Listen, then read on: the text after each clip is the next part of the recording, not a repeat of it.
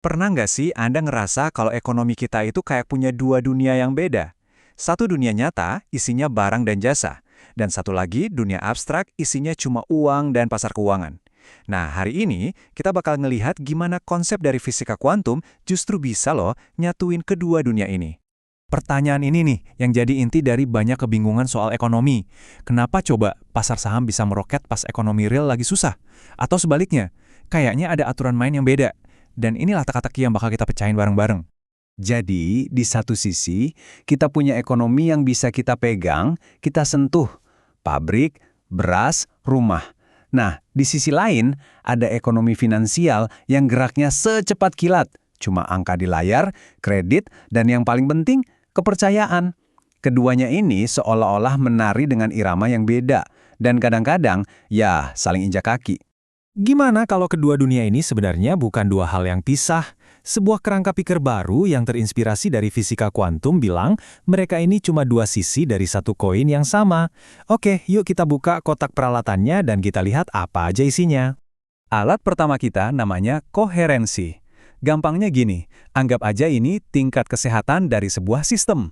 Waktu semuanya jalan lancar, barang datang tepat waktu, harga-harga stabil, dan kita bisa bikin rencana buat masa depan dengan percaya diri, nah itulah saat ekonomi punya koherensi tinggi. Semuanya harmonis.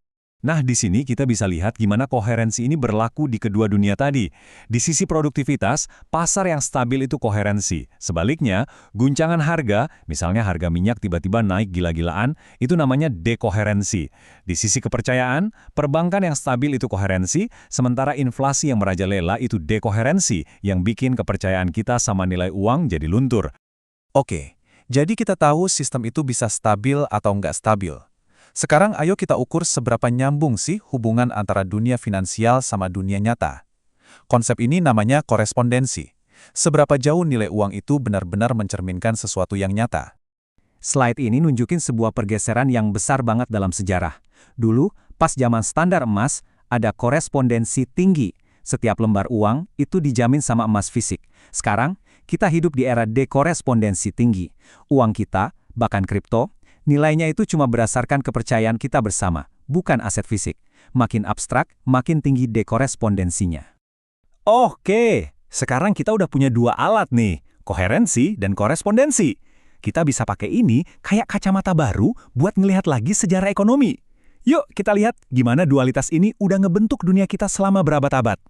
Perjalanannya dimulai dari era agraris. Dulu barter dan koin logam itu artinya ada hubungan yang erat banget antara uang dan barang. Terus era industri mulai misahin antara modal dan tenaga kerja. Lompatan terbesarnya terjadi di era fiat, waktu uang dilepas dari emas. Ini ningkatin abstraksi banget.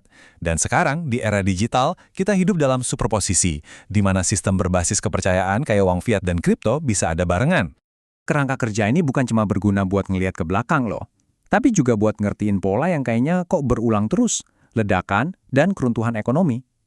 Jadi gimana dualitas ini menjelasin siklus yang seorah abadi ini? Oke, kita mulai dari siklus produktivitas. Ini dimulai dengan produksi pasangan. Ada inovasi baru, misalnya smartphone diciptakan, lama-lama pasar jadi jenuh atau kritis. Akhirnya terjadilah pemusnahan pasangan. Teknologi lama kayak telepon rumah jadi usang dan hilang, ngasih ruang buat siklus berikutnya. Ini tuh proses alami dari kehancuran yang kreatif. Sekarang, coba lihat polanya di dunia finansial. Mirip banget kan?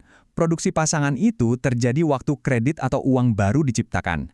Ini yang memicu gelembung aset sampai akhirnya nyentuh titik kritis.